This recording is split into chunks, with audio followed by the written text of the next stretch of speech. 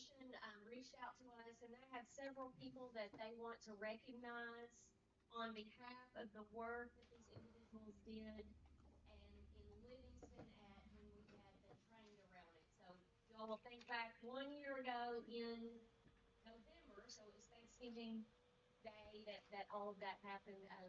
And now the Daughters of the American Revolution is recognizing these individuals for the work. And first, I would just like to recognize Rockcastle County Schools in general. So the board, we have a recognition, and we also have a Distinguished Citizens Medal that belongs at the board. So we will leave that across the street at Central Office. So thank you all of you for the work you did.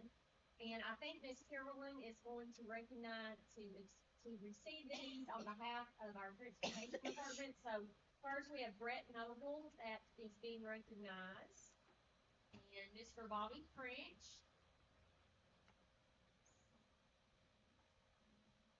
Wilmetta French, Herschel Callahan, Miss Carolyn Holt, Miss Rosemary Stallsworth, and I thought she was here, but I'm not sure at the moment. Mr. Bobby Lees, and that is all. So, Miss Carolyn, if you want to come up and set these on behalf of transportation, Miss Jeannie, would you care to come? I would love to. This too. Daughters of American Revolution.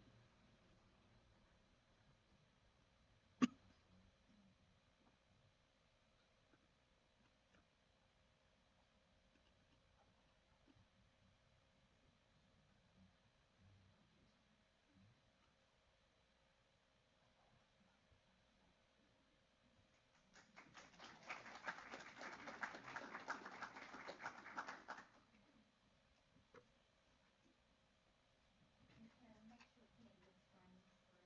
Okay. Thank you all very much. Thank you, Carolyn. All right. We will be calling the regular board meeting of the Rockcastle County Board of Education to order. It's great to see everyone's faces tonight. We always love seeing our students. That is the highlight of our evening always. So welcome students. Thank you for sharing your time with us. The first thing on our agenda tonight is a moment of silent prayer.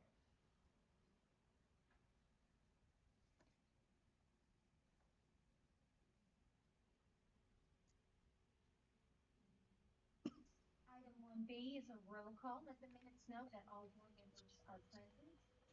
Item 1C is the reading of board team commitments. Would anyone like to do that tonight? I can. Thank you. Great, thank you. To improve our effectiveness, the board team for Rockcastle County Schools commits to review processes and experiences to identify and correct improvements, continuously define and work toward long-term goals that serve all students of the district, make each decision based on facts and the best for all students, listen to each other and speak freely, work together, support each other and not surprise one another, discuss board deliberations, appoint a mutually agreeable resolution based on factual information, support the majority's decision, projecting board unity towards shared goals of continuously improving district-wide student learning, operate without personal or political agendas, respect one another, agree to disagree respectfully, delegate implementation to superintendent and education team, and to respectfully remind each other of these commitments. Thank you for sharing that. Item 2 is adopt the agenda. We did make that amendment to our agenda tonight. We're going to add item 3C, which is a RCMS update by Cordell Construction. So with that amendment, can I motion? I got a first and a second. All in favor? Item 3A, the Rockcastle Area Technology Plan, Mr. Hill.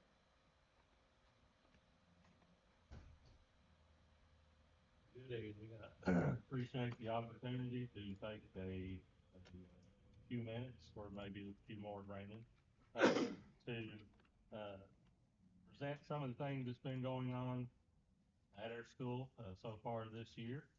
And fortunate to have I was going to say five of our best. We've got a lot of good students at our school, but these are five of our best seniors who were selected by their instructors to come and represent their individual programs, and of course themselves tonight as well. So I'll go ahead and get started with that. Uh, and the first two have some other engagements going on, so they might have to duck out just a little early. So if you see them leave, that's why. Not because they're mad at it, I don't think. But next slide, please. Thank you. So just wanted to just throw out some information about some of the things that we've been working on so far this year. And one of our biggest goal besides safety, of course, safety is first and foremost, is preparing our young people for either transitioning to directly to a career or going on into some type of post-secondary education process and or doing both at the same time. And so we are trying to make our students post-secondary ready. And one of the big ways we do that, of course, is through our industry certifications and our inter-program assessments. So I wanted to take just a few moments to go down through and review those certifications that we offer at our school. So starting with business technology, we continue to offer the inter-program assessment with articulated credit. And we also offer the MOS certifications in Word, PowerPoint, and Excel.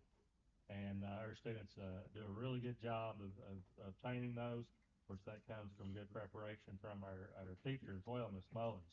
On a side note there, we used to have a two-teacher business program. Miss Mullins, or I'm sorry, Miss Castle retired this past school year, so we've dropped down to a one-teacher program. Miss Mullins is adapting to that, though, very well, and the students are, and uh, and they're doing great work already and making preparations with those certifications. In health science, we this year offering the NOCTI Health Core Test, which is a nationally recognized test. Of course, the MNA certification. We have some students participating in the track pre-nursing program in partnership with Rockcastle Regional. We don't this year, but oftentimes we have students that will also participate in phlebotomy or pharmacy tech certification. But this year, we didn't have any students that wanted to do that. In welding, we offer both an AWS 2F certification and then a Kentucky DOT 3G bridge code certification, along with OSHA 10 safety training. In automotive, we offer the ASE. The maintenance and light repair is the core test that meets the post-secondary readiness mark indicator, but we offer 9 other certifications as well that they can obtain while they're in our building. And then we also offer the OSHA 10 safety certification for them as well. In electricity, that program offers the electrical track pre-apprenticeship program or pre-apprenticeship certificate. They will take that test their junior or the spring semester of their senior year. So we're preparing them as we speak for that test. And then they too can take the OSHA 10 certification test. This Can I year ask we you a were question? able, oh, I'm sorry. On your health science programs, since you only have one instructor now, are Right. you still offer all the classes that you were once offering? Yes, yes. Okay, Oh, is that based on health numbers? sciences, Health business dropped to one teacher. Oh, Yes, business, okay, business I'm dropped to sorry. one teacher. Okay. So we did have to trim a few classes from the pathway, but Miss Mullins is still going to be able to meet most of the needs and demands that the students would want. So we're still offering a wide range program there, uh, and we're in the kind of transitional phase this year as she phases out the classes that Miss Castle taught independently and trimming it down. But yeah, I think the students are still going to leave well prepared in that pathway. Um, Dual credit, we were able to add some additional offerings in dual credit this year, including a dual credit class for seniors in the automotive program. We hadn't had dual credit in automotive under this newest system. And this year we had 105 students sign up for dual credit, and most of those are taking multiple dual credit classes. Most of them have 2 classes they're getting, of course, with the Work Ready Scholarship, so that's free classes for them. We are eventually going to be able to bring electricity in on that as well when Mr. Hayes completes his degree requirements to allow him to be adjunct faculty with Somerset Community College, and hopefully that'll happen soon so that we can expand the dual credit even more. This year we've had a pretty good year for work-based learning opportunities, and those are primarily co-ops, paid co-op positions for the most part. And we currently have 24 students in some high-quality co-ops and a few internships as well. And those are outside of the school. Inside of the school, we have several students who are getting intern opportunities within the school. So that 24 is just the external ones. And then our post-secondary readiness at this point for 12th grade completer students, we're at 78% who are post-secondary ready at this point already. Some of them with multiple certifications, multiple credentials, and then this number will increase as we test more of our seniors in the spring, especially in the electricity program. I also wanted to note that working with the rural development, Partners for Rural Development, uh, Rural Impact, here we go, I'll get it. Partners for Rural Impact and the PIM grant, we have been able to get a really cool med lab table in our health science program that we'll be utilizing even more in the spring semester with the body structures and functions class. And then we have just received two brand new Miller state-of-the-art welders also through that grant, which will further assist our certification process with our welding students. So we're grateful for what we've been able to do, even in our school in conjunction with Ms. Pulliam and that crew and that grant as well. And then I wanted to note that we participated, this is the third year that we participated in the technology showcase at the Center for Rural Development. That was back in October. And it's also, I wanted to note that we did get an award for the most improved school at that showcase this year. And so I was proud of our students. We took 25 students with us. Everybody that's here tonight representing was part of that group. And we got a lot of compliments on both our displays, our setups, but more so on our students and how they represented our school and our county while at that showcase.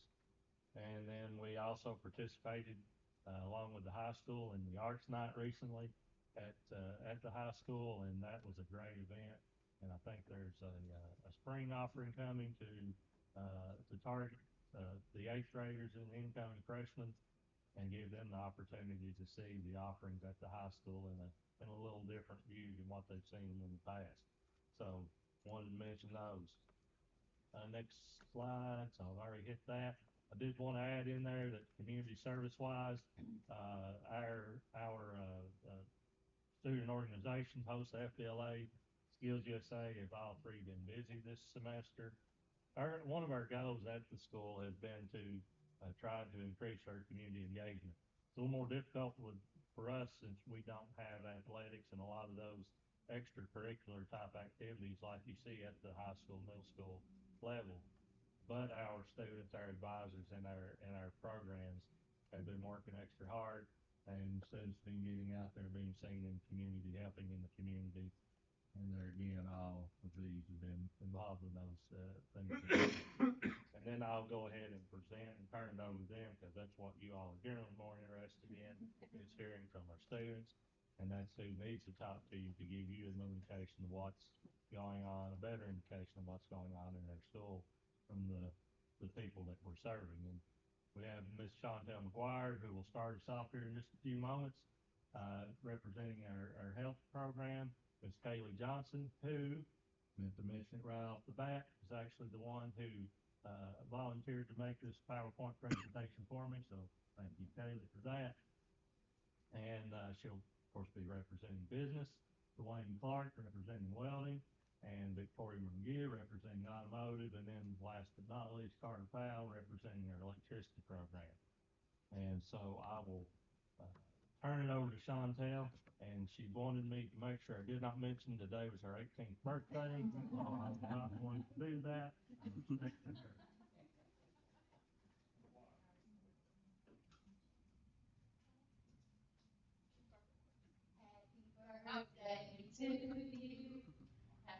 birthday to you. Happy birthday, Chantel. Happy birthday to you. I didn't know they would do that. We're not going to take that on the road. Okay, good evening, everyone. My name is Shanta McGuire, and I'll be representing the health science course in the ROTC. As I stand up here reflecting on my journey at the ROTC, I am incredibly proud of the compliments that I have received along the way. My career pathway has been filled with opportunities that have shaped my skills and prepared me for a future in healthcare. Now, during my sophomore year, I began with the Principles of Health Science course, which really laid the foundation for my understanding of healthcare basics and inspired my passion for this field. During this year, I gained a lot of friendships and created strong bonds with my teachers. By junior year, I earned my CPR certification, passed my NOFTA exam, and completed the dual credit class in medical terminology and emergency procedures. I decided my sophomore year that wasn't enough challenging course for me. So in my senior year, I challenged myself even more by taking the M&A dual credit classes. And I'm so proud to say that I recently passed my SRNA exam.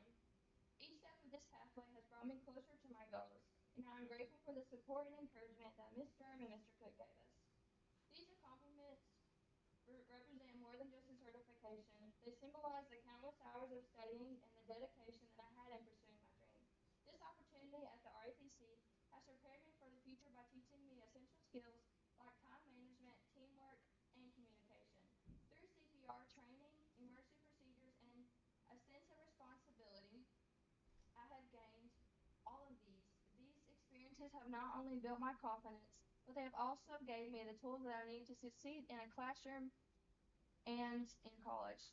I'm excited about the opportunities ahead, and I'm really looking forward to attending college at EKU in the fall of 2025, where I plan to major in occupational therapy. Thank you. Good evening, everyone.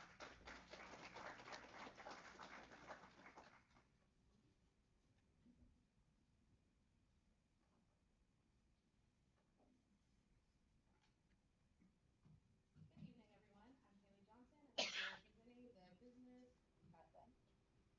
Currently, in our freshman classes, our freshmen are learning fundamental skills that will fully prepare them to be irreplaceable in the business industry. As they grow in our pathway, they will be learning things such as Microsoft, Excel, PowerPoint, just things that you would need. If you don't take a business class, the chances are you will never have to use PowerPoint or Microsoft until you are in an office setting. You'll be exposed to Google Docs or Google Slides, but when you get into the office, they will expect you to know how to use Microsoft. And within our business program, you can take things called MOS exams. As a senior, I am fully Microsoft certified. And currently, our freshmen, even in their first year, are working towards getting their Word certification in MOS. Throughout my business education, I learned things such as leadership, problem solving ability, just problem solving ability, and the ability to overcome any obstacle that comes my way. With the skills that I have obtained, I've gone above and beyond in my school. If you ask my principals, Mr. Bustle himself, he'll say I'm in every program. And no, you're right. I do everything I can. With my leadership skills that I learned, I had to take a leadership class. And with that class, I moved forward and I became the president of one of the biggest clubs at our schools, Future Business Leaders of America. Not even in the business field. I'm captain of the color guard. I'm a lot of things. I passed my EOP as a junior. I'm the captain of many things. I'm a singer. In choir, I'm the alto section leader. I'm ARC certified, and I'm an intern. I didn't get to co-op this year, but within my interning, not only have I improved myself as a student by looking back on what I was before. I'm an intern for the freshman class, and I get to look at the work that they did that I've already accomplished. And I can look back at it and be like, wow, this used to be hard for me. Now this is easy. This is light work. I really wholeheartedly believe that the business program, not to brag, is genuinely so important to take. It gets you ready for so many things that other classes just won't prepare you for. Even if you go into like another pathway, medicine, automotive, chances are sometime in your life, you're going to be behind a computer. You're not always going to be hands on. And the business program is often looked down upon because it's not so hands on. we're fully behind the computer all the time, but we are learning so many valuable skills. As I go forth in my careers, I plan to attend Western Kentucky University and study marketing with a minor in graphic design. And I am fully confident that with the abilities I've obtained in business, that I can go beyond success. I believe fully that I can be outstanding at Western. I, with my current skill sets and the skill sets that I'm still working to earn before my senior year, I truly think that I will be successful. Thank you, girls. Thank you.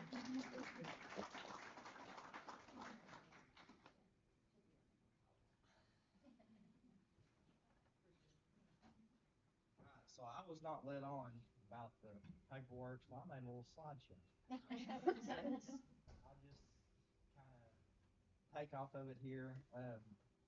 Some stuff that I had to go over, like Mr. Cook mentioned, through that scholarship thing that we got, we replaced two welders that were kind of imposing on some processes of some of our freshmen welders coming in. The welders were kind of getting some older, wear and tear on them. They would like to not cooperate and come on. So we are very grateful for them doing that for us.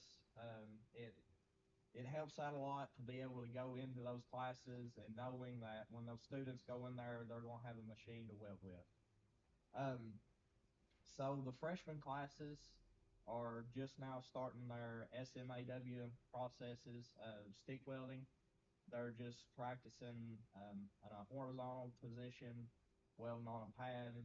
They went through the processes of learning all their safety skills, of torch setups. They cut their own pads when they started, and they will build those pads until their second year in welding, which will be their junior year, where they'll start off in the stick welding again, but they will graduate to the MIG welding program. So the junior classes right now, they are working on their 2F certification. They are just now, in the first part of the junior class is the class that I internship in. So I'm seeing firsthand the hard work and the processes that they're going through. I went through and I have this certification. I got this certification last year with Mr. Burton. But they're practicing on they got their first test plate. I believe it was Wednesday of last week. So they have that one test plate, and then they'll go back to practicing on their less expensive metal, and just kind of building their skills up to be able to pass that certification. And then here, probably in the spring semester, they'll go through their OSHA 10. I went through that last year and got my OSHA 10 certification. Senior class, which is the class I'm in, we just finished our GMAW process, which is our TIG welding. We went through the steel process, and we finished off with an aluminum. That was a process. It's very fun and interesting. TIG welding. Aluminum is very tedious. You got to keep it clean. Um, our final project for our TIG welding is I built a 5x5 aluminum box, and I TIG welded all the corners and the gaps, and it had to hold water for 24 hours to pass. Mine held longer than 24 hours. I put a lot of time and effort into making sure my cuts were straight. My metal was clean when I welded it. And then here we just started last week working on our bend test. So it's a vertical up stick weld. We'll cut the metal into thin strips and put it in our bender when we bend it. Um, I can't remember what that certification is, but it's another important certification if you're going into that field. Um, the welding program is an awesome program. I am doing the college, the college credit. Yeah, I'll have I started that last year. I'll have 4 college credits when I graduate this year in the welding process through Somerset. Um, it's helped me get a lot of other scholarships. Like today, I went to North Laurel through the FFA, but I got the second place in the regional competition. I got a $1,250 scholarship to KWI. Um, and then through the skills, I've been to several regional competitions with them and got numerous scholarships through skills to KWI. That if I ever wanted to, I could use those scholarships to go to KWI and continue to learn this process. Um, but I appreciate all the support that you all might give us. Thank you all.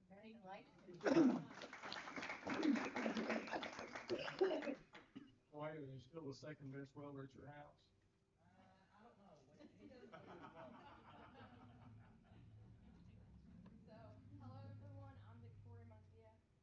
Today I have the privilege of representing the automotive program, a field that has not only deepened my understanding of cars, but has also played a pivotal role in shaping my personal and professional growth.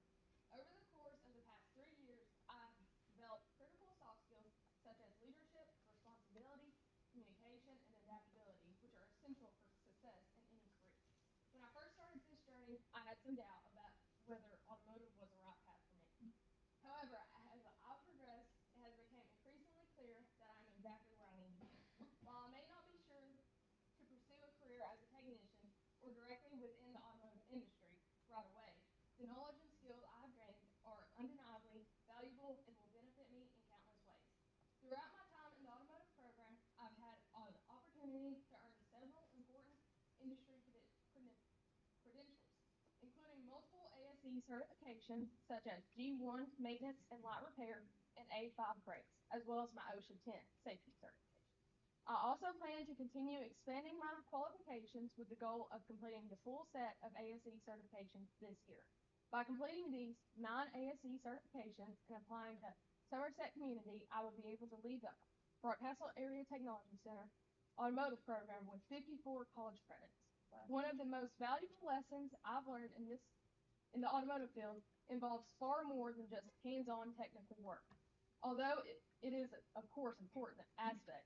For instance, I've developed the ability to adapt various situations, especially when working in groups. Not everyone is easy to get along with, but this environment has taught me how to collaborate effectively and find common ground.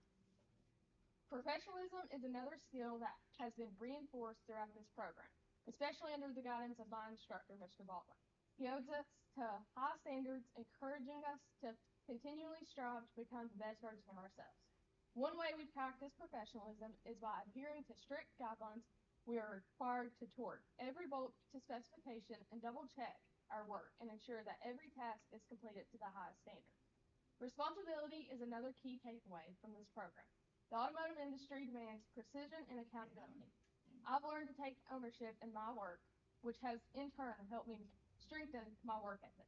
In the early stages of this program, we took small steps such as learning to change oil, rotate tires, and replace spark plugs. As I progressed, we moved on to more complex tasks, including brake systems and steering and suspension. This year, as a senior, we are diving deeper into electrical systems and diagrams, gaining a deeper understanding of how all systems often tie back to electricity. At the ATC, I've also had the opportunity to participate in Skills USA, a club dedicated to helping students develop both personal and technical skills through education programs and competitions. Skills USA has been invaluable in providing us with a platform to showcase our talents and engage in activities that enhance our growth, both as individuals and as professionals. Looking ahead, I plan to attend Somerset Community College to study radiology, but I also intend to explore the possibility of earning an associate's degree in automotive technology. I believe this combination of fields will provide me with a well-rounded skill set, and I'm excited about the opportunities that lie ahead. Thank you for allowing me to share my journey in the automotive program. It has been a transformative experience, and I am confident that the lessons I've learned will continue to serve me well in the future.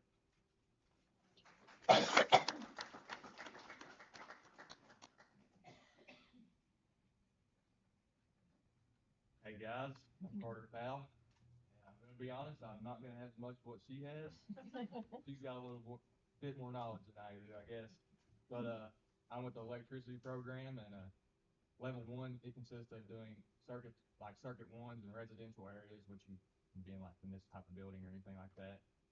And these kids are getting really introduced into like how to wire up switches and receptacles and any type of circuits like that. Now in our level two, they're learning circuit one and circuit two while getting into the industrial side of it. So doing like motor controls and how to how to work push buttons and stuff like that. Uh, Level three, that's me. We're learning how to do industrial control. That's really what we're on is industrial work. That's more like motor controls, big time motor controls, and push buttons and switches, everything like that. But through the class, I've learned a lot of leadership and helped me strive to be the person I am, along with everybody else here. But through this class, we've also had the OSHA 10 certifications, which I'd like to mention. Everybody else passed in the whole entire ATC that can take the OSHA 10. And hopefully during the end of the school year or closer to the end of the school year, most of us will be able to pass the track test, which would get us ready for work time. If we pass the track test, we'll be directly set up for a job.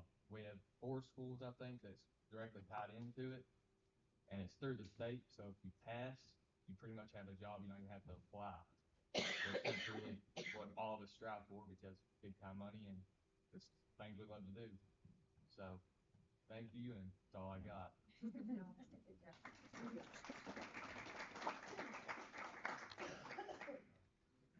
So just gonna just make a couple of comments. Um, First of all of all five of these students do serve as they have a in-house internship that they're part of at the school, and I've watched them grow immensely since the beginning of this school year in their leadership abilities. And I'll go in and observe them helping in those classes that they are interning in, and they almost become like second teachers. And it's really it's neat to watch them teaching younger students, and that's a good thing to watch. And if you want to learn how to do something, then teach it, and you will definitely learn it. And all five of these are doing that. And then something else I wanted to mention, and this came out new, and Victoria kind of alluded to it. Somerset Community College, I guess the whole community college system, any of them that have a automotive program have come up with this program where they will look at the classes that you had while you were in the high school program, plus the number of ASC certifications that you have, and they are giving up to 54 credits of basically articulated credit or credit for prior learning based upon how many classes you actually have, the certifications you passed, and looking at your grades, teacher recommendation, all that together. And I know it's working because my son Eli is the first one from our school so far that signed up for it that graduated last year, and he's basically going to complete an associate's degree, just taking 6 classes with them at Somerset, and will have an associate's degree because of all the credit he got through our school and his ASC certification. So been telling automotive students that's like the best deal in the state right now to get you an associate's degree if you're in an automotive program. So we're trying to push more and more of them to shoot for that. Uh, and that's it. Unless anybody has any questions for me. I just have a comment. I was really impressed with the exhibit at the showcase tonight at the high school. Loved it. You all were awesome. Taught me a lot of things that I didn't even know I didn't know. So I was really impressed with your students. I'm excited to see more of it. I was excited and impressed with them as well. I knew they would do a good job, but they exceeded my expectations as well. Appreciate that. Copy. You know, Thank you for bringing your students and sharing with us. thank you. Yes, very impressive.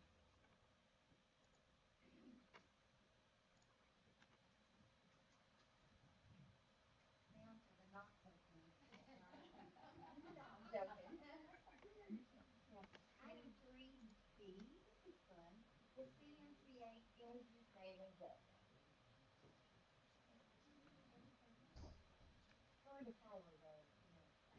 pretty tough act to follow there. You all know Jerry out there. I know we have a new board member here. I'm Tim Hawkins. And this is Gary Hanna. Jerry was the construction manager assigned to the project we did here.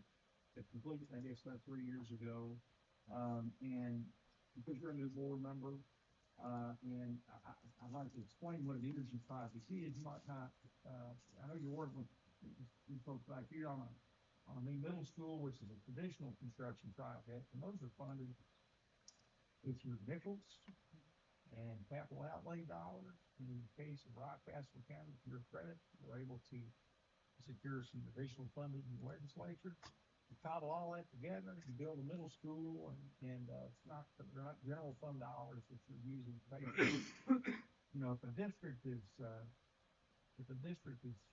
got more needs than they have capital dollars, sometimes they consider what we call here an energy project. Somebody like CEPA will come in and meet your folks, see if we can identify ways to save you money that will pay for the upgrades that we ultimately construct for you. A few years ago, we came and met with Dr. Ballinger, Trent, Jenny, and the team here, and they ultimately decided to move forward with the project. And we're here tonight to talk about how that has gone. Jerry Hanna here lived with you for how many months? Okay. I think he's spent nights in Trent's basement, garage. Anyway, Jerry and I are going to go over what we did. It was about a $3.5 million project paid for entirely from savings. And what that means, before I forget to say it later, you all had to struggle to put together the funding for this middle school. It's going to be great for this community. It was a difficult task. We worked really hard at it. But the Mount Vernon piece was it was something that had to be done. If you'd had to take those capital dollars that you didn't have and put it towards Mount Vernon, you would have either had to further cut things from the middle school that you didn't want to cut, or you would have had to delay that project further, facing potentially higher construction costs, interest rate changes, who knows what. So I commend you for being willing to look at things a little differently. And we're going to go over what we did and then what results we got after the project was complete. The ECMs, energy conservation measures that we pursued. The main deal was the HVAC at Mount Vernon Elementary. Jerry, anything specific you want to talk about there? I think the biggest factor was the issue that we had with fluid cooler and getting that brought up. I mean, getting rid of that old fluid cooler and replacing that was a not good overhaul for a good piece for that Mount Vernon Elementary project. We also installed all new controls at Mount Vernon Elementary. When we came into the district, one of the things we do is evaluate all your buildings. And it hadn't been that long before we came into the picture that Rockcastle County High School had been renovated. But we found a lot of savings there. We learned the building wasn't running nearly as well as it should have been with the equipment that had recently been installed. So we were able to save a lot of money at Rockcastle County through retro commissioning, basically tuning the building up. Yeah, I think just touching on that with the controls, I mean, we talked a little about that. The high school already had an automated lot of controls, and they had to pull that in to the Mount Vernon so they could put that on one front end, one DAS. I think that's a good piece to have, and then hopefully later you can try to integrate your other schools into that, so everything's on one. It just makes it user friendly and a lot easier for your facilities to be able to capture what's going on in the district. Okay, I'm sorry, because there's parts of that is, you might as well spoke Greek to me. I'm gonna be completely, what is BAS? That's your building automated control system. Okay, So and that is basically, all controlled from the individual building or from a computer here at it's Supply? you can control it from the laptop, Okay. your desktop. You can control it. You can be in Hawaii and Okay. you can control your system. But Broadhead and Brownstone Broadhead and Brownstone are not on that system. That is probably something we look forward in the future, whether it's automated logic or whether you've added another front end. I mean, not saying you have to go with Sure. the BAS on that you have. It's just that's a good piece to have in North America. Be able to, your facilities guys to be able to look at, or you need to be able to look at. I don't want to dig into that, but either way, just want to throw that out there. It's a good set piece to have. Sure. In addition, we did this project right after we just come out of COVID. Y'all remember that? Everybody in America was focused on indoor air quality, including you folks here in Rockcastle County. CTA installed bipolar ionization devices all over the southeastern United States, and in I don't know how many districts in the state of Kentucky. And what Jerry may have to help me here, but bipolar ionization devices, which are now on all of your units, all of your HVAC units throughout the entire district, they cause particles in the air to stick together. I got that right? Yeah. Which mean your filters catch them much more effectively than they do without the devices on there, which means the air is a lot cleaner for your staff and your students to breathe. And it actually helps the building's energy efficiency as well. So that was another part of the project. We did lighting upgrades throughout the district. You've got the latest and greatest LED lights. And one of the, we did install solar at Rockcastle County High School. I'm sure you've all seen that. And the one that, is probably near and dear to me as much as anything, because I've lived this for a long time in another district, is utility rate change. We found a utility rate change for you at one of your buildings. That's at Mount Vernon Elementary, where you were on the wrong rate. You're spending more money than you needed to. So we helped you write a letter there, switched the rate almost immediately, and you started saving about $2,300 or $400 a month, I think, as a result of that. So all those things together created enough savings to pay for all that work. Now, let's go to the next slide there. We'll talk about the results that you got. Energy reduction. The focal point of the project at Mount Vernon Elementary School, we reduced your energy use there by over 60%. At Rockcastle County High School, where all we did was tune the building up. We didn't install any equipment other than bipolar ionization, I guess.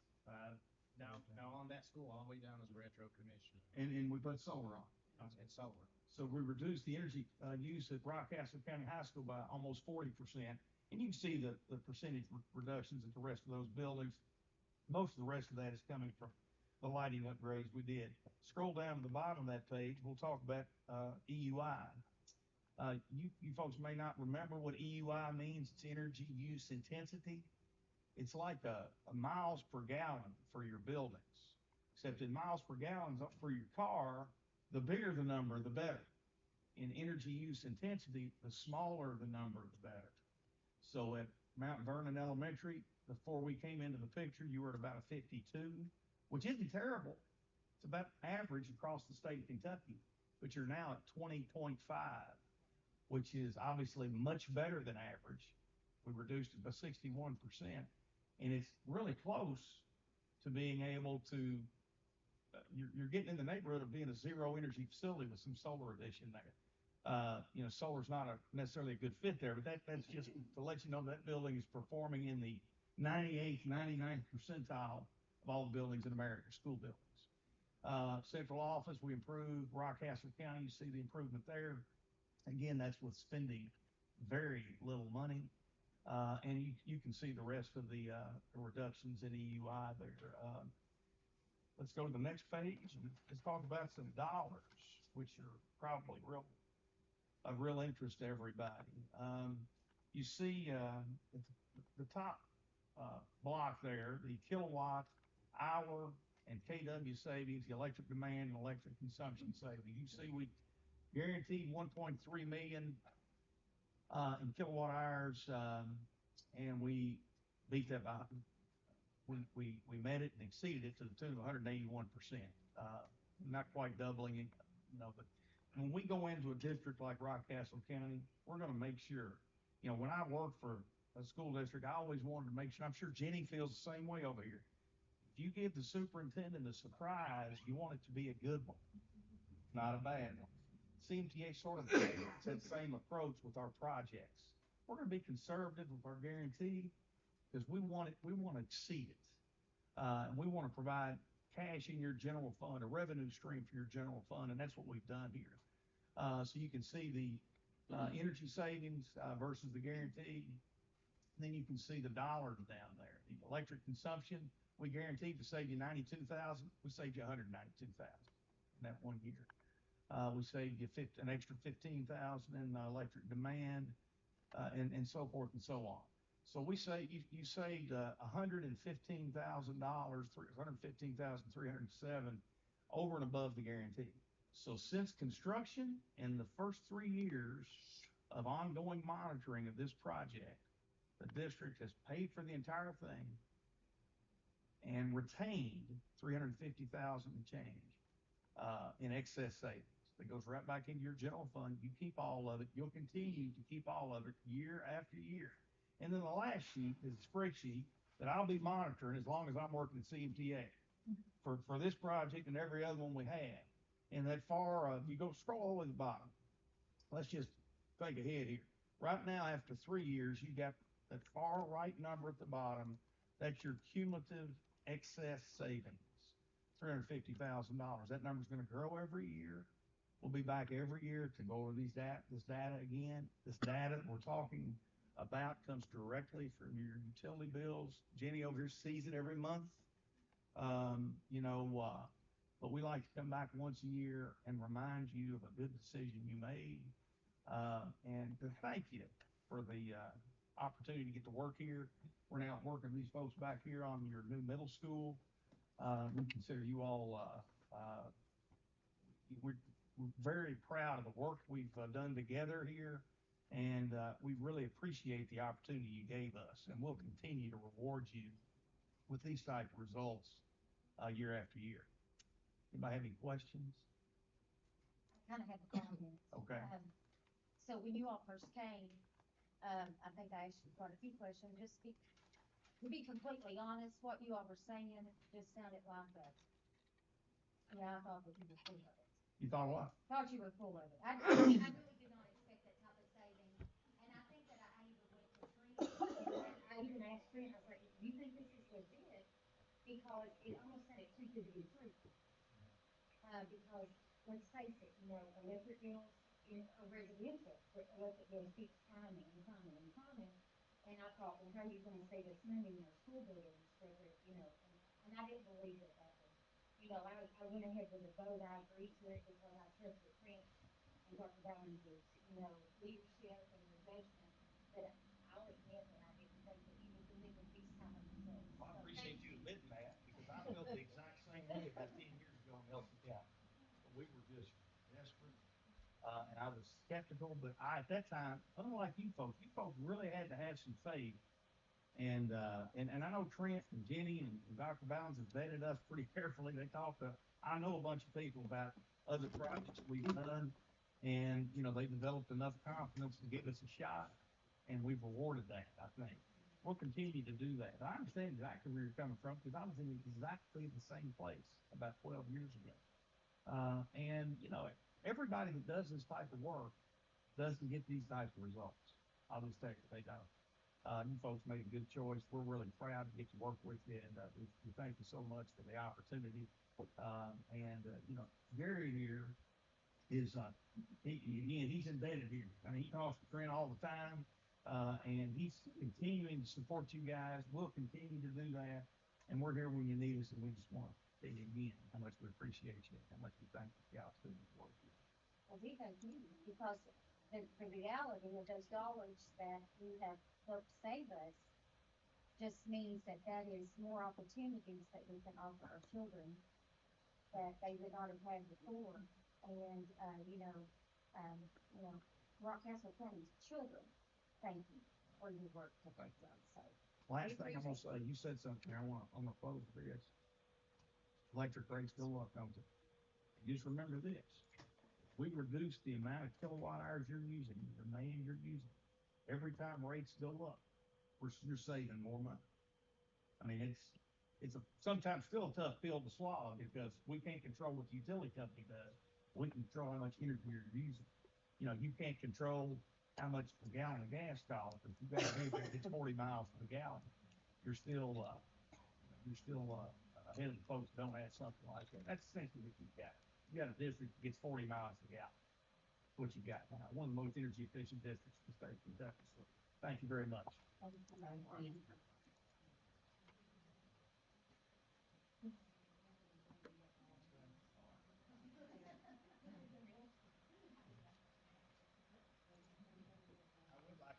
like to add one thing, just you kind of mentioned, I know I never mentioned this when we talk about kids. But one thing I will say my city attorney does do for the kids is we do try to get back on, try to get the districts, reading or doing something for kids. We have an engineering firm, Global Husky. You guys are more than welcome if you have a program going on, whether it's a STEAM program, whether it's something to do with energy, something we want to community guys, and we get some reading. Uh, we're welcome from tour, like I said, set that up with us, and maybe it's guided with us. Yeah, yeah, you definitely welcome to me. You can reach out to Tim or me, and you can just reach out to me. That's, and we can set that up. Thank you all. Thank you. Merry Christmas.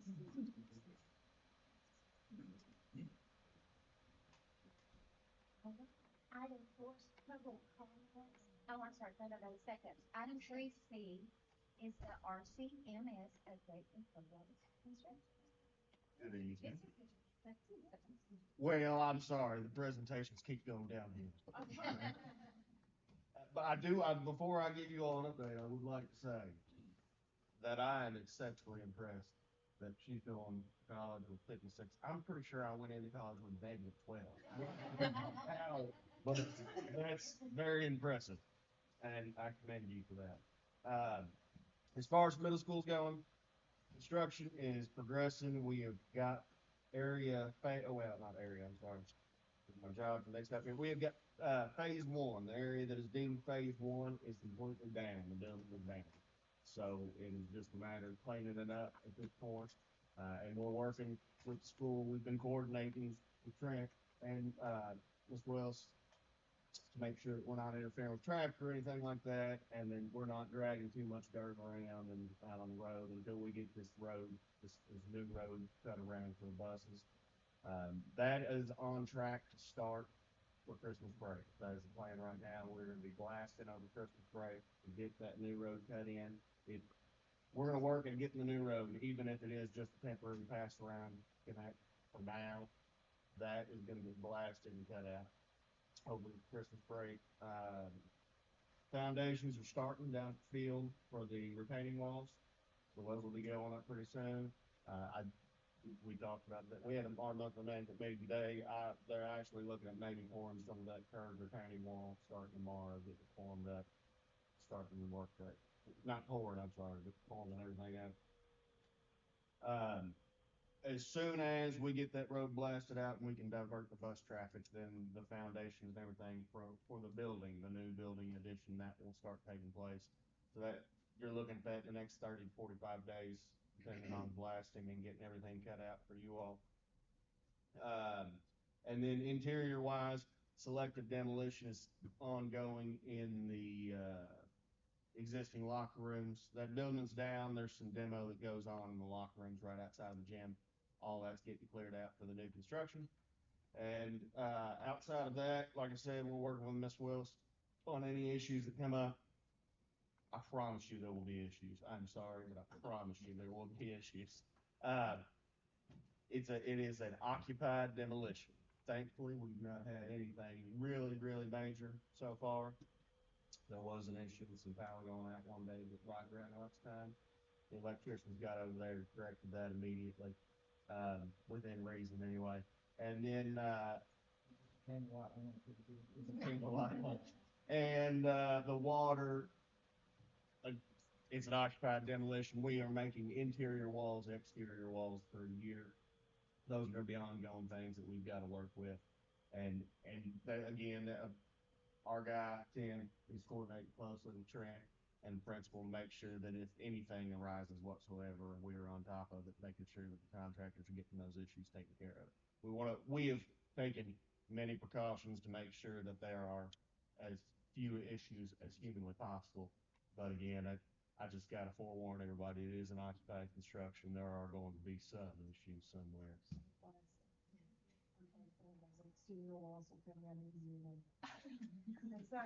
What's that?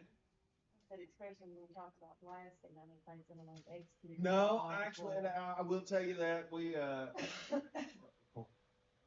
Rise of Sun, General Trades Contractor, 7 out the blasting.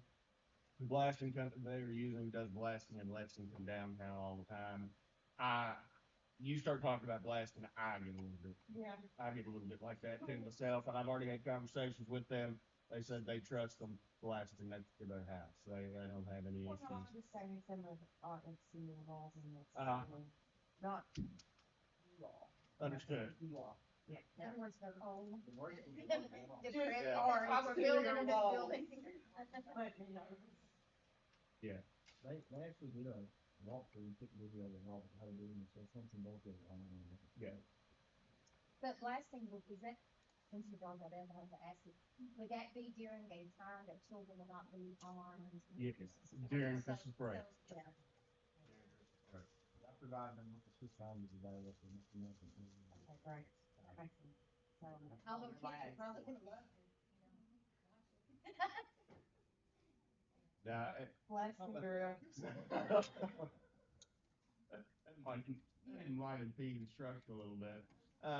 And then lastly, as long as the weather permits and cooperates with us, they'll be starting to work on you. Not any noticeable field work, but they're going to be starting on the subsurface work, getting on storm drainage and the storm lines and the sanitary sewer fill across. When you were talking about bus traffic, you said temporary, you get explain what that looks like to me? Yes, ma'am. So right now you've got two roads, a road coming in and a road going out of the schools. Ultimately, there's a new road entirely that goes out from the school. Um, Best case scenario, immediate, as soon as we can have it in, the new road is in, and whether it is just a gravel-based road with DGA down and the buses are driving on it going out, or if it looks like we've got time and weather to blast this area and get this road in, we can get the loop coming around the school and reconnecting with the existing road, kind of feeding back into that while they finish. There's a lot of field that goes in to the hollow out front. There's a lot of field that's going in there. So the new road, temporary road for the time being, would only be a road that drivers, bus drivers we utilize it to get to the bus stops. Not, we're not gonna reroute our kids at this time and It would just be for school buses and for their equipment. Okay. Yes. Because what's gonna happen is that area behind the current middle school gets blocked off, so we lose that access. Yeah, I was To the bus thinking about stops. that today. They've been great to keep us an area that we've been able to get, but it's a little small down there. It's a little tighter, but it's been good so far. That's why that road is very There necessary. it is necessary for any work to move forward on the new construction, foundations, new build, new portion of the building. That road is imperative to get in as soon as we can. They come out right across from the table.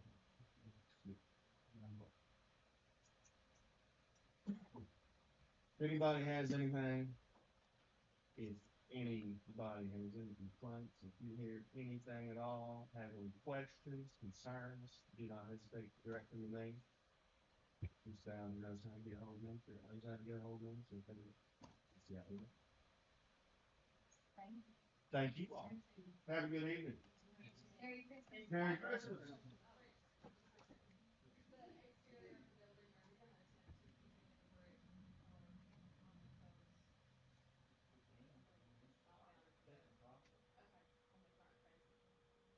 All mounted together. Okay, on the front facing. I've just had several people mention that to me. I'm like, I oh, say that's we gonna be sell them cool. as a fundraiser. Exactly right. I mean, just I curious, say what we are your sell thoughts on them. I'm that? serious about that. Have it as like a fundraiser and put it into a big fund to a scholarship fund for our kids. Yeah. Been there, done that in town before. I know. I have some for my dad's old building. Just, it's not hard to pick up a brick. Or letting the kids demolish the inside. We did that at the old school when I was there clear back then.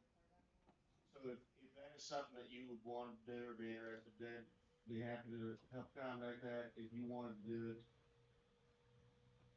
I would say that digging through the file on this particular section would be, well, we've got several other phases of tearing That's down. why I was thinking that the Yeah. other rest of it. Yeah, we can pull you into that. I don't think getting the choice is just what's going on. It's not. Wow. Here is the file that you get a choice of. Thank you all. Have a good evening. So exciting. Item 4 is public comments. Ms. Hazel, are you available? Okay. Item 5 is operations and action. I, the only question I had, Brandon already addressed for me.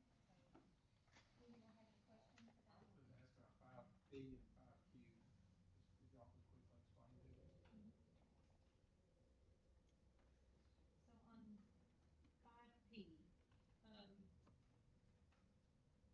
we will be working with an organization to with reporting for arbitrage, and arbitrage will be um, the result of our middle school project, the funding structure receiving during some periods of time we will receive more interest than the rate at which we borrow. As a result, we will be reporting to the IRS regularly. And with that reporting, we understand that there will be some rebates that we will need to pay, and they will help us with the reporting process. There is a period of 5 years that we have if we have that rebate that we need to pay back. Um, they will help us with that payment process. We'll have credits. We're planning to pay back on a regular basis rather than waiting to the end. The cost for those fees will come from our construction project. So we'll be working with that reporting, and this company will help us report to the IRS. Is that a common thing for larger projects like that to It get is. contracted? It is. And it, Oh, it's a requirement. Mhm. Okay. Regulations, school districts are under all different types of regulations, and this is one of those. Thank you. What about 5Q? 5Q. 5Q is at a prior board meeting, we approved the evaluator for our Perkins Innovation and Modernization Grant.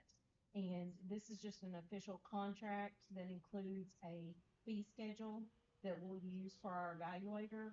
A very detailed, complex evaluation is required of the federal grant that we received for the Perkins Innovation and Modernization Grant. Move to approve. I have a motion to approve. I need a second. Does anyone else have any questions? Okay. Okay. All in favor? Item 6A, review and approve the monthly financial reports. Ms. Jean? Yes, I'd like to talk about a few changes that you see on our annual financial report. But we'll start with Fund 1, our general fund. Just wanted to report to you, as of today, we have received $2,005,017.05 in local revenues. During the month of December, as you recall, we talk about our transfer that we are required to make to building fund. That transfer will happen during the month of December, and we will transfer the required amount is $1,256,190 to our building fund, and that's our local revenues going over to our building fund. And you'll see that reflected on next month's report. But with the investment of our proceeds from our bond sales, we needed to make some adjustments to our reporting. And I wanted to just kind of share with you where you can find those numbers and what they mean. On the summary sheet, you will see a new line, and it is the construction seeding balances, or I should not have said seeding, I should have said investments. I apologize, I copied that line. But you will see the investments plus the interest, so you will see that number fluctuate. When we get to the point that we will start making, we'll make a drawdown for our payments, for our pay apps monthly. I don't anticipate making a draw from these funds over to our general account for possibly 2 more months. We still had our original $4 million that we received from the state. Going into the month of December, we had about $1.8 million, and we've paid out a little over 600,000 this month in our first payout. So you'll begin to see some of those numbers fluctuate. If you go on down to the balance sheet, you kind of scroll down to funds. You have your information pulled up. If not, you can go back and look at this later. If you look at Fund 360, you will see a couple of new investment line items, and those are separated by our revenue bond and our general obligation bond. And that's kind of where you'll see the reporting monthly along with the interest reportings on a monthly basis. So I just wanted to kind of direct you to where you could find those numbers. And as we move forward,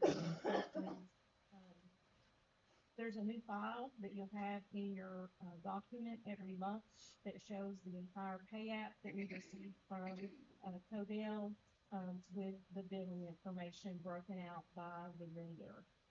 So there will be a spreadsheet with a summary that will follow our pay apps on a monthly basis. So if you have questions about those as we move forward, just feel free to let me know, and we'll be glad to discuss those. I guess I have one question. Just since our audit is here tonight, like for audit purposes, whenever you have large building projects like that, is there anything that's different when it comes to audit reporting that we have to report to the state differently than what we normally do? There's, of course, all of our records, feed into our full accounting system, and we have,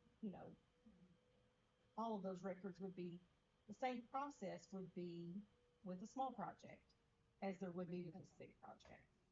Even though we got money from the legislation, that does not have to be so a different accountability to report. So somewhat, yes. The project is one large project, but within that project, I have like separate accounts set up. So I can see our $4 million that we originally received, how that was spent and what that was spent on. Then the general obligation bond is separated into its own kind of funding allocation, and the revenue bond. I want to be able to track those separately because they are a little bit different. And Chad, if you have anything additional that you would like to add, but I'll just plan the first dinner. okay, you can add to that. But because we do have a few different little funding streams in our accounting record, we will be able to clearly identify expenditures with each of those components.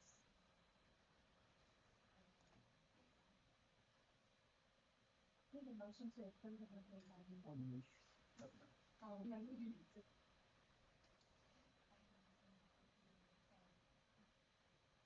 Item 6B, review and approve year-end June 30th, 24 audit results.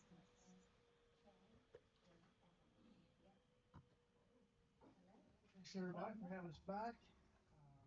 Year-end June 30th, 2024 financial audit. I'll just touch on what Jenny was saying about construction and the question as far as from an auditing standpoint. It just kind of falls into our typical auditing procedures. One of the things that'll change whenever we're reviewing expenditures, we pull based on certain thresholds. So those construction expenditures, typically about every one of them are going to fall under what we are reviewing, proper approvals, to be sure that everything's properly approved, properly paid, all of that good stuff that's coming from the construction manager or the architect, whoever actually is actually saying, yeah, this should be paid before the school district is paying it. And then as you guys know, with any construction projects, there's a DG1 that'll show all of the funding sources and separate out how everything should be spent. So that's something else that we track. If there's something that should have been transferred, I don't remember on this project if there's any general fund monies or that going into another fund, but we ensure that those funding sources were properly accounted for. And then we also track that the project wasn't overspent or anything like that. So that's generally how we do that part of the audit and then the infrastructure project. So do more of a high level under review. Again, it doesn't go to the job. So that's kind of what we do. You know, during state project, just to ensure that the meeting is for the meeting one. So, also something else that I want to touch on, if there was a question about the arbitrage, all I can say something. But the reason that started in the first place is to prevent municipalities from selling a bond because those bonds typically have a lower interest rate than other bonds or borrowing rates, anything like that. And then just solely invest in those funds and having an earnings of, the difference of that. Uh, I've not seen it in my career until recently because we had all the inflation and the interest rates went up. So that's something that's always been there. It's not something that we really face. It's what it is. That's what it all came from. It's to with those municipalities and selling bond and investing money in things and business.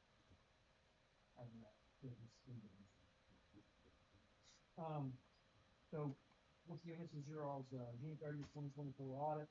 This is our third or fourth year coming here to do this. So one of our top school districts in the state as far as not having any findings, the experience level, just things being given as they come. We literally do school district audits throughout the state. From one end of the state to the other. We probably make a launch straight line track, kind of like Fulton, Kentucky, Fulton to either Jenkins or Ashland, one of those two. So we have quite a bit of experience, and our staff has grown quite a bit. So we know what we're doing.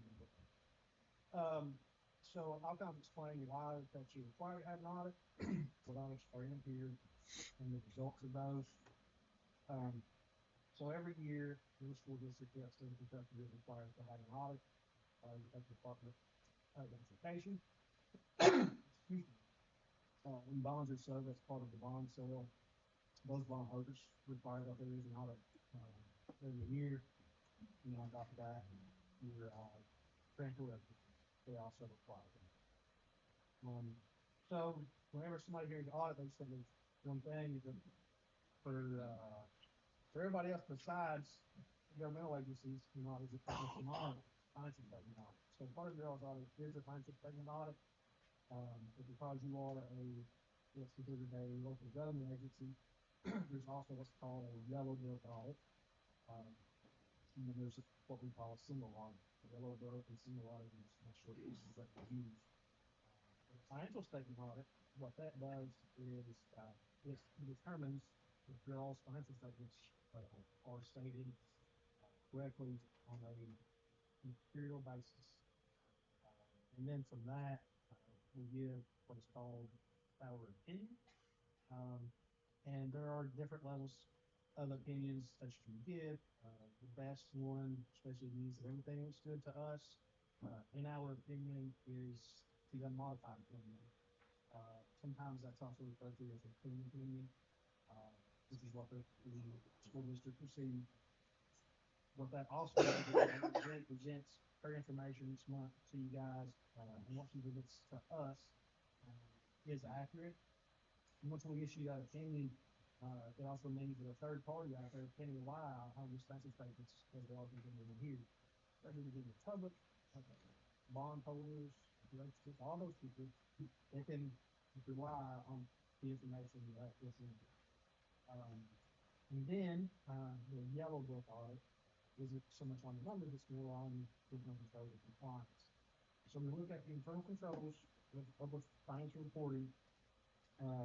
We determine if they are designed appropriately, if they are operating complexly. One big thing about the design of internal controls on the finances is to be sure there are two parties involved in all transactions. Which this division does have. Um, and then to determine if they are operating effectively, is if there are no problems at the end of the year, obviously if there are any issues that happen, which happens, that they are detected if they're on a timely basis. So if there are problems that we find in that part of the audit, that's where there will be findings, which is a big focus of the general public and the board. But we didn't have any findings in your all's yearly audit in regards to that. Also, a second part of that is compliance with certain laws and regulations.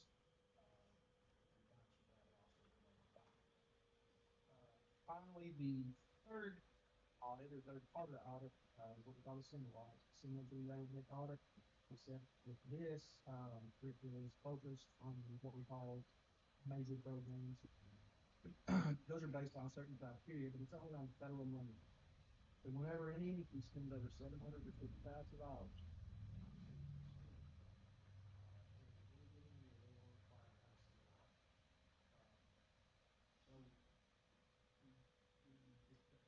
we did the same thing with internal control, we just say the there's a program.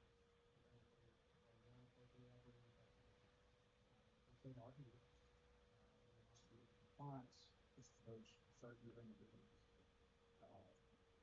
The one major program this year, I think it was just one. I mean, it was much funded on this. I may have been which had come to the just not in part.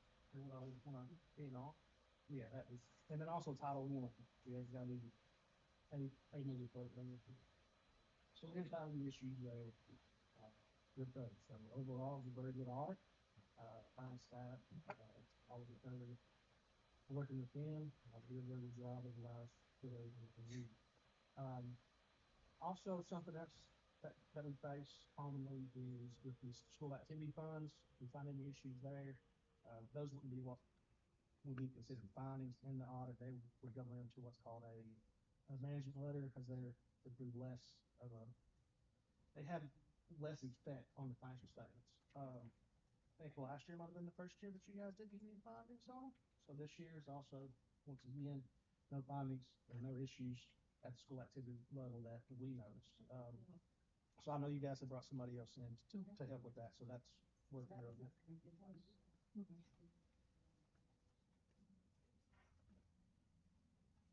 Sorry. No, I was just wondering what you were talking about. It's Dr. Ballinger's. Oh, so yeah, very good job. Very good job. So overall, very good job. Thanks again, but just to hit on some stuff, the COVID money is gone now. So with that, what some districts have done or had done, unlike here, is they didn't plan, they created recurring expenditures. Now that money's gone, but the expenditures aren't because they're running out of money. Here you guys have a $5.4 million fund balance, or had as of June 30, 2024, which is a very healthy fund balance. So you did, actually plan for that. So that's the reason. Healthy fund balance and schools are doing good financial staff. So that's about all that I have to present to you guys. So if you guys have any questions for me, feel free to ask me. We like hearing, the pieces you did on it, which name, Unmodified opinion is the technical stuff. Gosh, I want to the thoughts.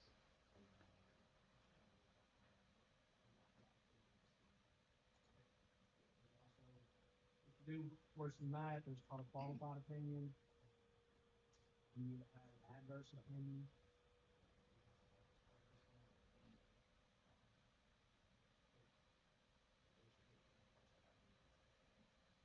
I would like to add, we appreciate you doing this audit for us, but really, all appreciation of any of us being entities to the city of Chapel, because this is just affirmation of your hard work, and you get very little appreciation for all the hard work that you all do, and And, at times like this, you can just think that you don't have to worry about it for a couple of weeks before you have to start on it. At least if you come back tomorrow. Until tomorrow. Till tomorrow, But I mean, when you it wake just, up. knowing that, it was thought about, when COVID funds run out, knowing that that planning was in place, because of the reality of it, I mean, you all may disagree, but she could present whatever she wanted to us every month, and we don't know until it's on a bar. I mean, and when you hear that, it's almost like it's almost like my child and so good. And I'm just getting ready. It just makes you very proud. You're honored to serve on a board that you have such trustworthy individuals that are working in your school system. It sends out a message to the entire staff after that. So, but I'm saying that, Ms. Jean, your hard work is not going unnoticed. And not Prescott County School, not Prescott County Board of Education appreciates your hard work, and I want to. I appreciate that, but I do have to publicly say that I have a great team. Yes. And that work diligently daily to ensure that we are good stewards of our funds. And we take our work very seriously, and we take pride in it. And it's not just the finance team, it is this entire leadership team, it's our principals, our bookkeepers, and absolutely the leadership of the board. So I think that's all a team effort.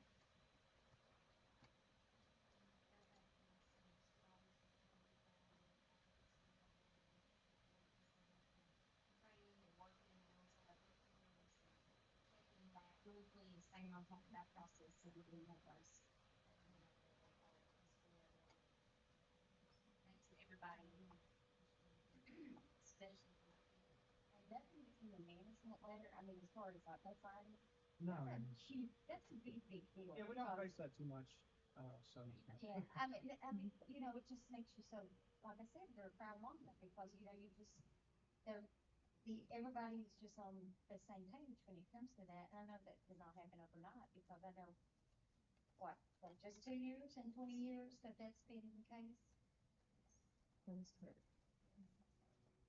Thank you so much. Something else that I do want to throw in there real quick, as far as, board being able to review things throughout the year, this is it's a very important tool is, the budget to the actuals. Mhm. And there's some different things that things are going to that against the employee of the officer, put upon schedule. It's in the budget, that's your goals, and how are you doing?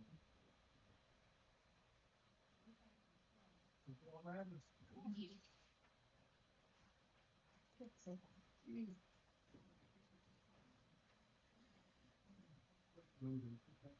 Yes, sir. Need a motion to approve. A motion, all in favor? Item 6C is review the 25-26 school calendar committee recommendations. So at the last board meeting, the 12th, you approved the calendar committee. Then met on November the 19th. We went over the two options this year. Option one was the variable calendar. Just so that I think all of you are aware of what that is. But the law does make provision to allow us to have a standard calendar that requires 170 days of school. Variable calendar option just requires you to meet the 1,062-hour threshold. So last year we adopted the variable calendar to run this year. We did extend the school day by 15 minutes, and that allowed us to meet the 1,062-hour threshold in 162 instructional days. The stipulation of that is you can't start until the Monday in August closest to August 26th. This will happen this year. That was on August the 26th.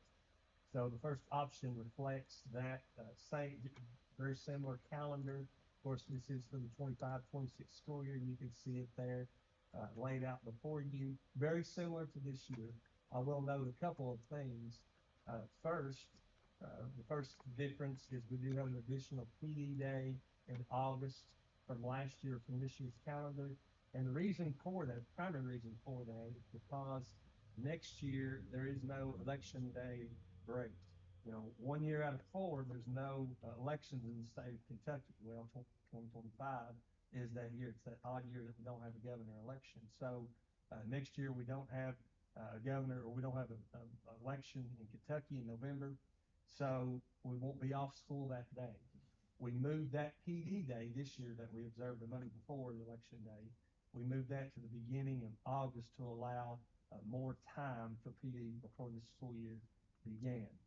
That also on this calendar, it does, we gain 3 days there because we're starting August 25th, and then we don't have those 2 days, so we're gaining 3 days within the calendar. So again, it's very similar to this year. Fall break is October 6th through the 10th. And we looked at that just like last year. We looked at the open date for football. That's important if our families at the high school and middle school level want to go on a trip, with cheerleading, things of that nature. So that open date is Friday, October the 10th. And so that's why that date has been selected for the last couple of years. You can see the Thanksgiving Day break is what it's been the last several years. Christmas week break there, a couple of weeks break, has not changed.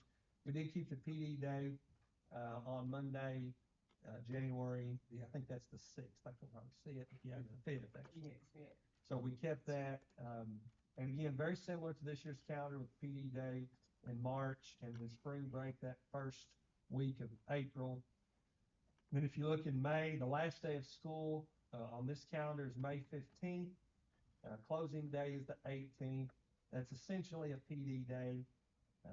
The 19th is an election day, May the 19th, so I didn't make that a make-up day because that's when we'll have our local elections. It seems like a long way off, but May 26th is just around the corner. That's when we'll have our local elections, so we don't want to have a make-up day that day. And you can see 5 make-up days. The state mandates that we have to put the number of make-up days on the calendar, the maximum that we've had the last 5 years. So I think 5 years ago we had 5. That number's going down, by the way, NPI. Hopefully this year's gonna be. So, well, we hope. We don't.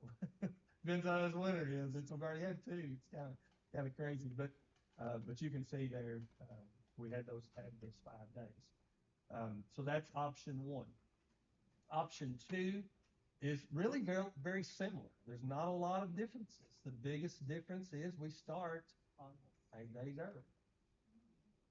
We start on this calendar August the 13th.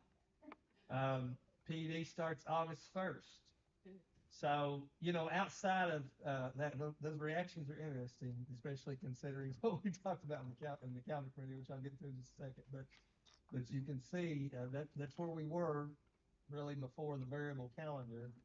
And again, it's not that much different. We don't have the election day break on this calendar either. We did move that other PD day. That's why August 1st is on there, because we did move it back. I will note that on this calendar, we do start on a Wednesday as opposed to a Monday. But outside of that, not a lot of changes. Thanksgiving Day, Thanksgiving break is the same. Christmas break's the same. Brandon, if you'll scroll up and let's look at January, it's the same, just so you can see a PD day on the 5th. You can see Martin Luther King Day, President's Day, then March. And then on this calendar, we also get out the same day, May 15th. Trent was on our calendar committee. It's going to be real important, I think, that transition for phase 2, that summer of 26. So it's going to be important that we try to be out of school as soon as possible. Summer 25. No, summer 26. So a year and a half down the road, Angie. Yeah. Hopefully, depending on counting the schedule, construction schedule, phase 1 should end somewhere around there, right there. So that summer's going to be really important for a transition for the middle school, grade 6, 7, and 8. So that summer's going to be really important. It's hard to believe we're thinking about that, but we're got to plan this, obviously. So you can see there's no change there. The one benefit to this calendar that I like is that we do get out for Christmas break on December the 19th, and that is the end of the semester. Because we start so soon, it's the end of the semester. The last several years, the end of the semester is in January, and that's always confusing to people. I had some conversations today about that, but that is one positive to the calendar. So we presented these options to the calendar committee. We did come back on December the 3rd, which was last Tuesday. I asked the committee to get feedback, and so they all come back, and the parent representatives, or community representatives, everyone essentially has an opportunity to speak and let the committee know what their opinion is. And there was overwhelming support for option one, for the variable calendar. It really wasn't close from all parties. In particular, our school folks, just some of the comments. Um, for instance, at our CMS, 70% of the staff responded to a staff survey on the calendar. 98% were for option one. At Mount Vernon Elementary, Ms. Robin Ramsey was a representative. There were 43 total votes, 41 for option one. That's all the staff that she sent this Google document out to. So with the staff, it was that way at most schools. Roundstone was a little bit more mixed, but outside of that, generally, even Ms. Peavy was for option one, representing Roundstone. She just said the results were a little bit more mixed. The extra minutes, we didn't know how that would be received. Generally speaking, very positive. Some of these surveys are results that they did through a Google form. It's very, I've enjoyed reading these because it gives us some information from our staff that helps us make decisions. But there was a lot of positivity for the extra minutes. As a matter of fact, Ms. Peavy said, I don't know how that we would operate with specials at Houston without that extra 15 minutes. Ms. Brooke at the middle school was very complimentary. Mr. Bussell said it allowed them to expand every class by 2 minutes, which again, we may not think that's a lot, but it was very positive, generally speaking, that extra time.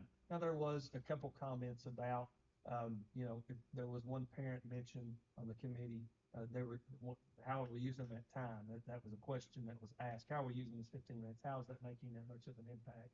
So that was one comment from a parent member. The later start date was very positive because it allows us to not be in school for the Little World's Fair as well as the State Fair. Yes, so it's going to State Fair every year, and so that's always been an issue. And so this year we didn't have those type of issues. There were some comments about employee morale because of the breaks that we had, and as well as the students and student engagement being increased. Trent mentioned about the construction timelines. I think starting August 1st next year, that was on option two. I think that gave him almost a heart attack when we think we're going to come back August 1st for PD. Obviously they need that time. So that timeline for construction is also very important for the variable calendar. Some of the downsides that were mentioned to option one was that during this time we're 64 days in to this calendar. So it's really hard to say exactly, the instructional impact of this calendar. We don't have a lot of data yet to know instructionally how this is going to play out. Some mentioned it was hard to get an instructional groove this semester. But the caveat to that is, here we are December 9th. We've been out of school 5 days already. There's not been too many years where we've missed 5 days on December 9th. And of course, those are things that couldn't be helped. We missed 2 days because of the I-75 shooter. Actually missed 2 days, 2 full days. And then that whole week attendance was not good. And then we had a hurricane. We had an NTI day in September for a hurricane. Yeah, so we've had 2 NTI days for snow, which is very unusual this early. So, we haven't probably had a fair shake because of all of that. I will note though that our attendance percentage from our students, if you looked at my attendance report, it is up about 3/10 compared to last year, apples to apples. So that was a positive. But overwhelming support for option one at this point. So, at this point, I do want to emphasize these are drafts. And I told everybody these are drafts. This doesn't become official, obviously, until you vote for whatever option that the board wants.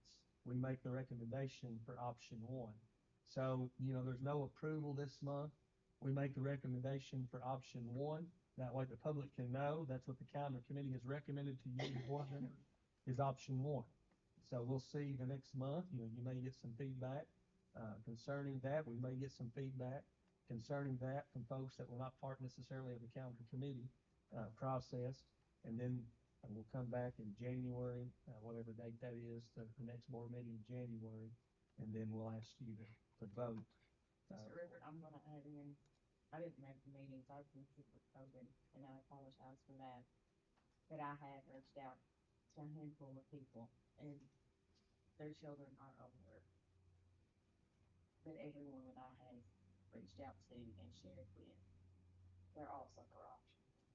So I was really glad to hear what your elementary school situation was all about. Uh, eligibility by the time of the different things that you may mention and things like that. Last year, we had a lot of discussion about the value of the instructional day, making that the most valuable day we could have, utilizing every minute. I mean, that is super important.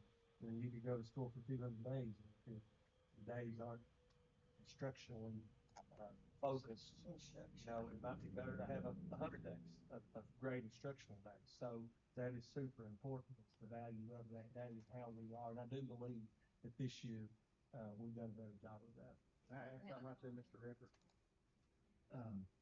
From an operations standpoint, those days in August that talk about the value of instructional day, it's hard to keep the classroom comfortable enough for students to have a valuable instructional day in the dog days of August. HVAC systems, especially some of the older ones we got, aren't so. And I just have one thing. I'm gonna, not be a Debbie Downer, but I know the college classes started early before we did. Yep. That was the only hiccup I noticed, and just as long as we can just relay that out better this year. I didn't even realize that was a kid going in. I don't think any of us. Well, with That's your every credit, year. Somerset Community That's every started before we did. So that was, you know, that's one of those things that you learn, you realize, you learn, and hopefully next year we can improve on that. You know, I'm gonna voice this because I have to, okay? I wasn't a huge fan of the variable calendar. I'm in support of everyone that, and the reason I'm not has got nothing to do with the less days for any purpose except for I still have a burning desire of, I worry about those children that are not getting fed at home. And that's still my concern to this day. Uh, for myself, did I like the calendar? Yes. I got more time, longer summer break with my child and stuff. But I know Miss Carey has said that she's been in communication with Mr. Bishop about, I feel like as a district, if we are going to do that, we need to try to make a stronger effort in implementing something to children that are not getting the food at home that they could get at school. But with that being said, I know that you're already on top of that, but that would be my only opposition. The only other thing I would say, if you go back and look at variable one, can you put that back, option one? This is option one. Uh, you have no break from October the 10th until Thanksgiving because there's no election day. I feel very sorry for the teachers. That's a long span of time not to get a day off. We did talk about that. We talked about it. There were a couple things that, especially at the end, the starting the year with a full week. There were a lot of teachers that well, couldn't we start on Wednesday and shorten that week because we hadn't done that in a long time. We talked about maybe even moving another PD day in that span. So there was a lot of discussion about some of that, but the issue that we run into is where we're going to put those days. You know, we're trying to, you know, the calendar says May 15th. Odds are we're going to miss a couple of days in May, and that's going to be extended to later in May. So then that gets into our construction calendar for the summer. So that was a consideration. And then given the fact that instruction time is certainly valuable, and it's not what the 170 calendar is. You know, we looked at that period from October 13th through November the 25th. We looked at that as a good 6-week stretch where hopefully teachers could get in a group and could be able to teach during that time something that they didn't have this year. So, you know, that was kind of most of the teachers that we looked at, they appreciated that, or that on the committee at least appreciated that 6-week period to be able to, and I have to say, probably more elementary teachers, but they wanted that longer period without a break so that we could get back in for. So we do not have any, we will not have any data as far as the amount of instructional days until after second semester. If we did a comparison of diagnostics, would that be correct? Well, I mean, we could look at some of maybe the iReady data Yeah. right now. We could look at that right now, and I don't know, but Thomas may not be prepared to speak to that right now at this moment. But I think we could probably look at the winter diagnostic, which we're doing, I think, right now, the next couple of weeks, and no, just get a snapshot. But I do agree that if you have growth instruction during that time frame, it's better to have less days, better quality. Yep. I agree with that. I was just wondering, if that would be something we could do a comparison to, just for future reference, so that, for encouragement reasons, to encourage our teachers, we Yeah. can look at that in January after we get our winter diagnostic, our already. This time last year versus this time this year, and see where we are. And I also will note that Eastern Kentucky University, Dr. Kevin Poe has reached out to me, and he asked me to partner with him, and he's going to be doing a research study on Rockcastle County Schools and the impact that the variable calendar has on instruction. So we'll have some really hard data on that. I would add one more thing. I do think that this is very beneficial for our staff.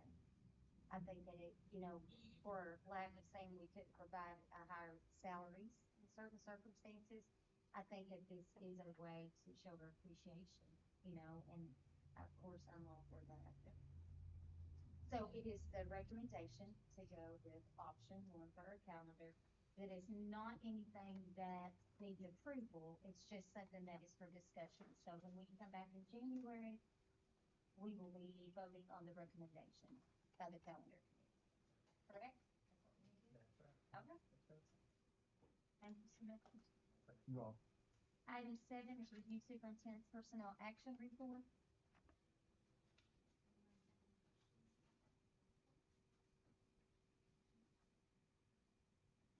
Item 8, department reports. It's always nice to read all of the department reports. Does anyone have anything they would like to share?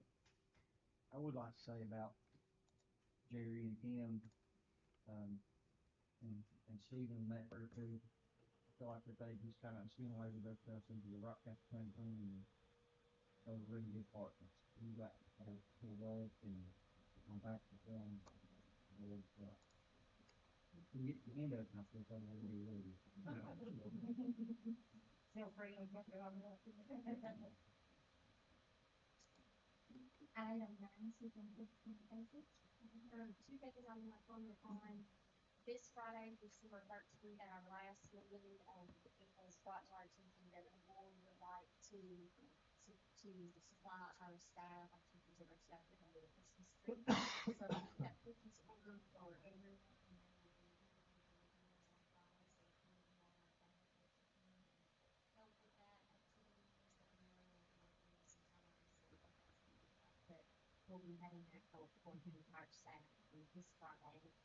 And then, just like last year, you had asked to have breakfast for our district office staff, and so that will be our benefit to on December 19th. So I think last year we said that we're going to plan to have breakfast with us, so the morning of December 19th at 8:30 is called. Yes. So I have to have the joy of having this going on and we'll say we have fun. We'll bring it out. So if anyone is able to come on either of those days, we are.